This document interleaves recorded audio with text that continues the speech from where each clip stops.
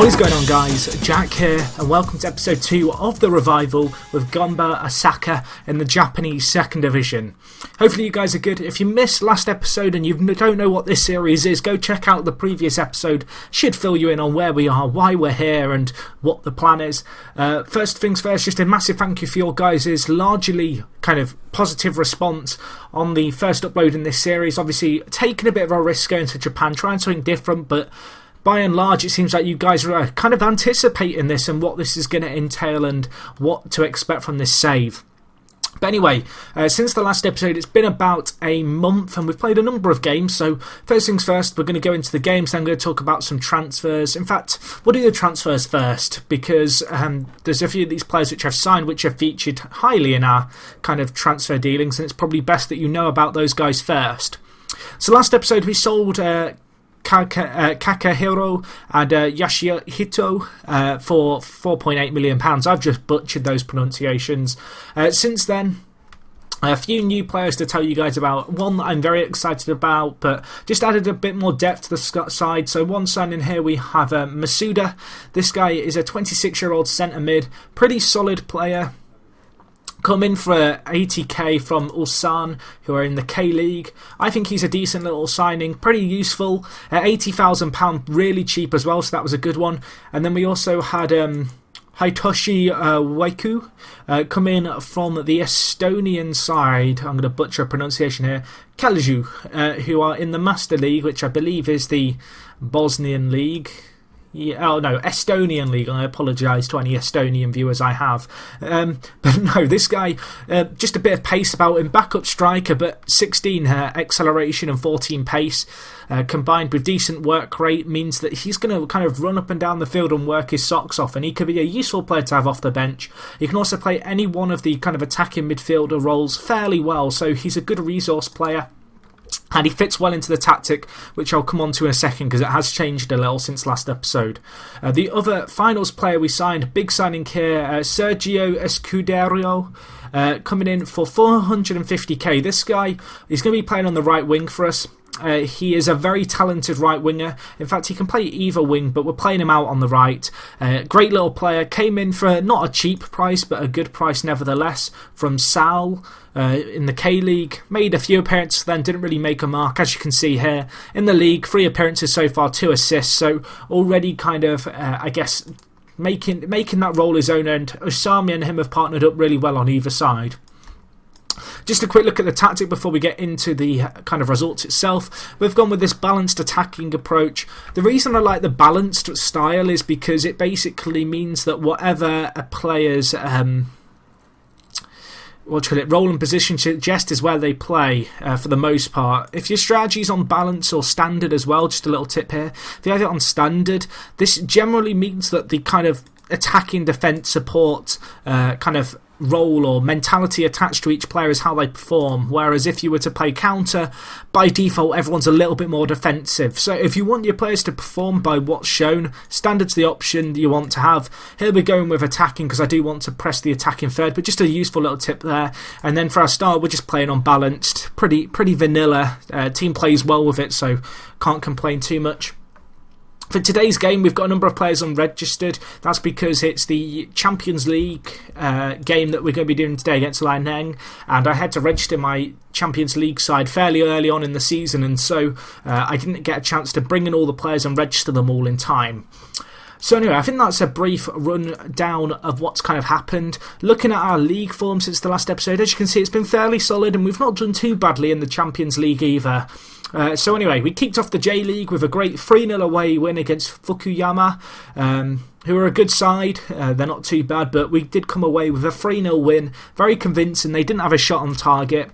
Paulinho broke the deadlock, and this guy's been a great kind of player for us this year. Of course, he was already at the squad, plays centre attacking mid and centre mid for us, but he got off the score sheet with the penalty. USAMI and Rocker contributing as well. Was a great win in USAMI, the young 19-year-old getting a 9.2 average rating, which was great to see also. On the back of this, we drew 0-0 against Lianheng in the Champions League. They're the team we have today. As you can see, I tried to take the game to them. If I show you the tactic, you'll see here. tried to take the game to them. Still the shape kind of evolving at this point at time during this match because I hadn't made all my signings and I was still kind of unsure of what the best system to go with was. But 0-0 wasn't too bad either. But given the stats, hopefully we can get a result today against them, put it that way. Unfortunately for us, our J2 League kind of campaign took a real early knock as we lost 2-0 to Sting Chiba.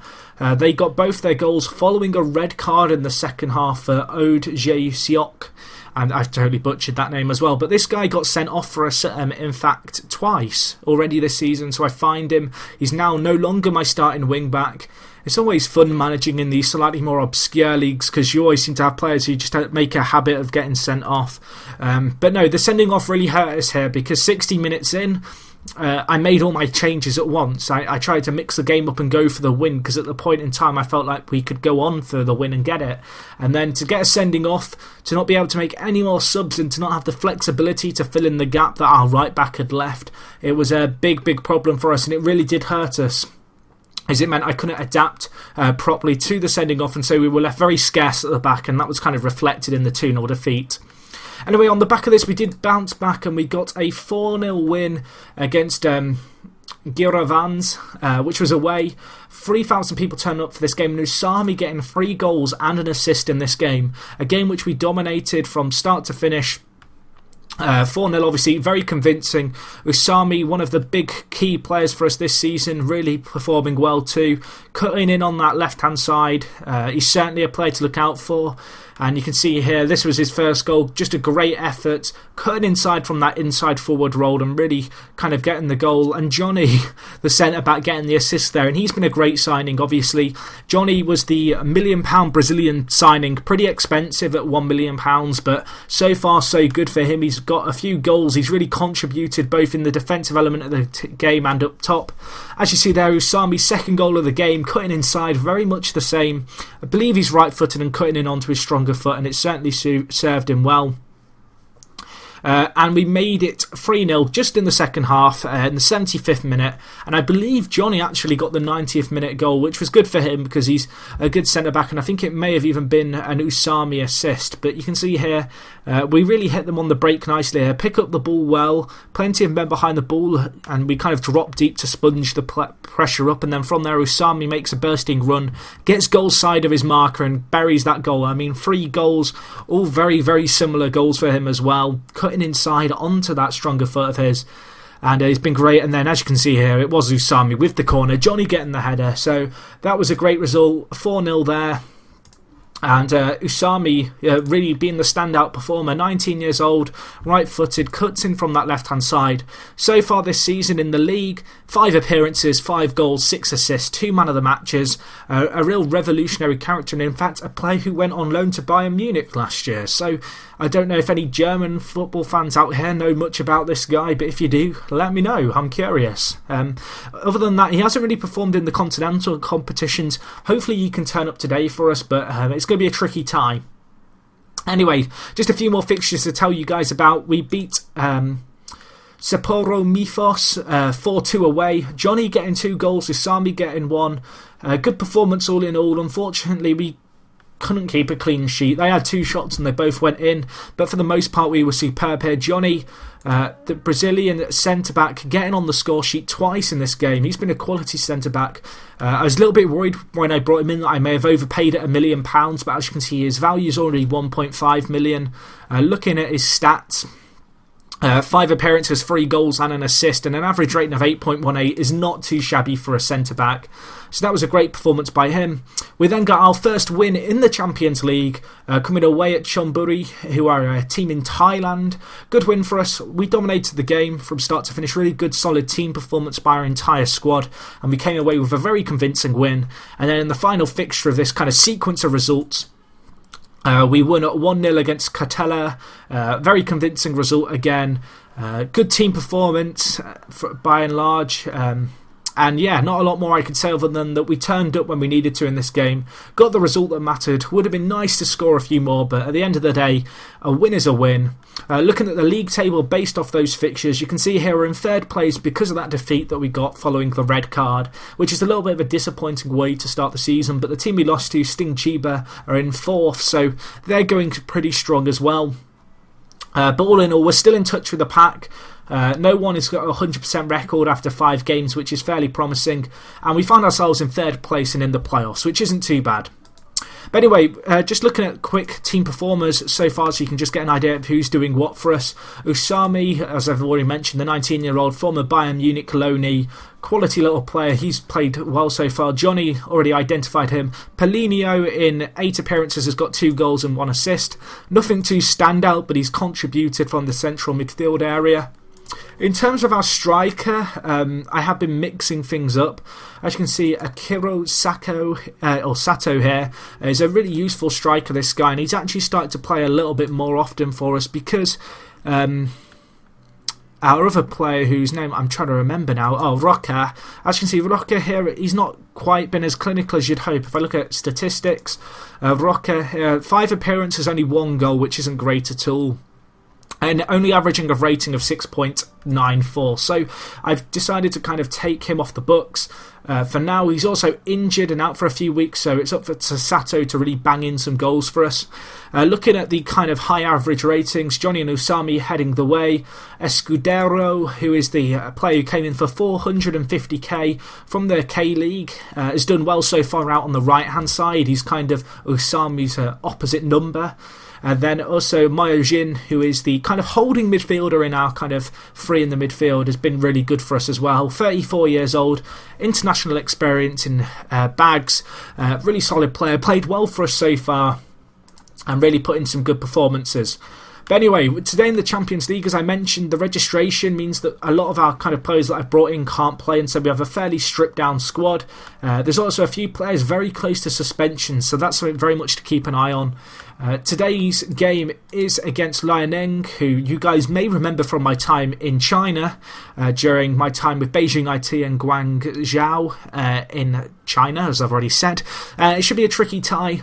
Looking at the league, this is a big game. If we beat Liaoning, it puts us in a fairly good position all in all, and you'd hope that we can maybe go on and qualify in our group. If we lose, we'll lose kind of touch with the pack, and it's going to be very tough to qualify with the games remaining. But we'll see what we can do here. Going to crack straight on into today's game. We are the favourites for this game despite being away. I definitely want to take the game to them this time around. Last time we played these guys, we were a little bit hesitant and a little bit defensive. Really going all out this time in order to, I guess, do our very best. So I'm going to be marking the centre forwards as tightly as possible, and I'm also going to show the wingers onto their weaker foot. Usually I just ask my assistant to do these, and usually when I pick my assistants in FM, I show them, or rather I kind of pick assistants based off their tactical ability because it helps with setting instructions. Unfortunately, due to the fact that we don't have very good staff, I have to do it manually at the moment.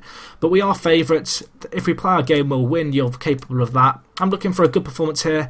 Important to see USAMI kind of respond well to a team talk, and we go into today's game knowing that a win could be very good for us. So I'm just going to set up highlights of goals in 3D. I've still not really decided kind of I guess what TV and camera view I like most in FM for videos. I've been doing this for 9 months and I still can't work out. I mean, I love TV view with the brighter ball mod, but 2D pitch view for me allows you to see the patterns of play better, and you can have the 3D highlights.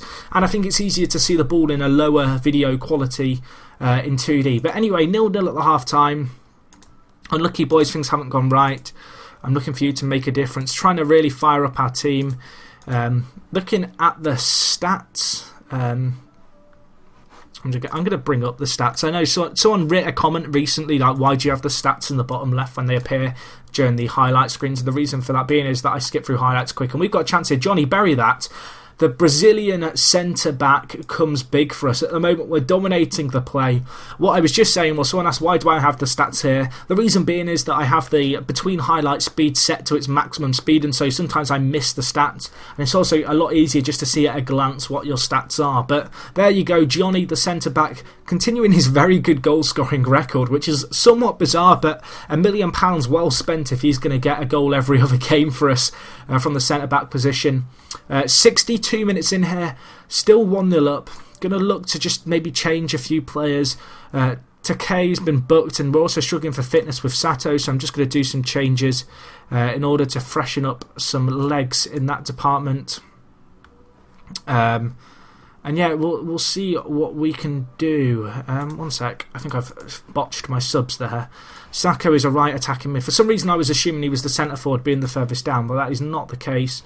I'm going to make some changes, just mixing things up, and we'll see what we can do. I swear I've just botched that up again. Anyway, set piece, I'll check it in a second. Wow, Johnny scores again. It's just Johnny, the Brazilian centre-back. What can I say? The man has got a name for himself scoring these corners. Just the ball comes to the near post there. I think in the Asian leagues, the players are smaller, and I think he's quite physical for a Brazilian. I say that, and he scores a volley there, but the point still stands. I'm a little bit worried that I've got my subs muddled up here, so I just need to check. What have I done here? What? My knickers are in a twist. Wait, Jack, you wear knickers. Wait, what?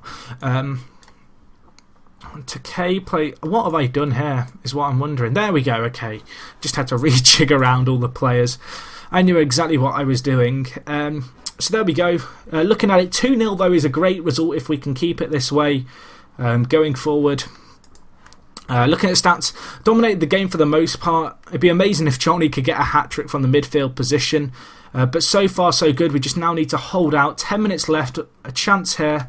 Takei with the shot, hits the post unfortunately for him and will be cleared out, but this is looking very good. And I mean, the Japanese league is the highest reputation league in Asia. The reason it isn't included in FM is because they don't have the licensing. Obviously I have a database which adds it in here, which is incredibly useful.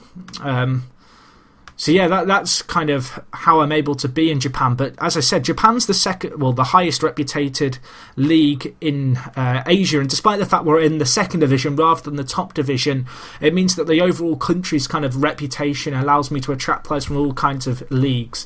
But anyway, looking at the stats here, just 2 minutes left.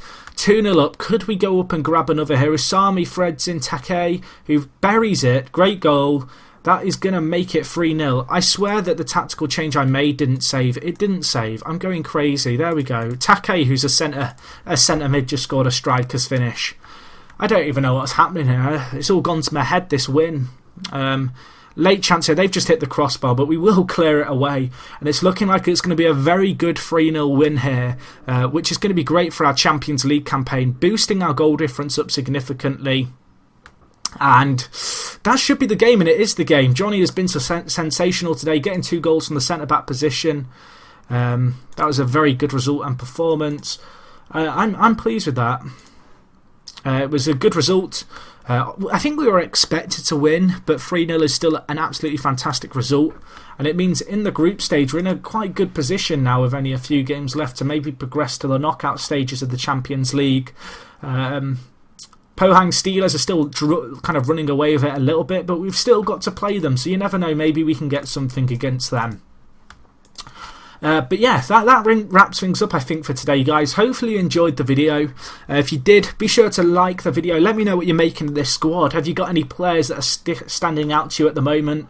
I kind of feel like Johnny and Paulinho and USAMI are players who I've really got to look to keep at the club for as long as possible, and they're already becoming personal favourites of mine.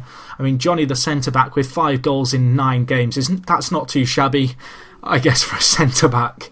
But no, that does wrap things up for today, guys. If you did enjoy the new series, as always, leave the video a like. It does help me out. Lets me know that you're enjoying the new series and that it's just kind of not a vain effort to get a series going until FM14.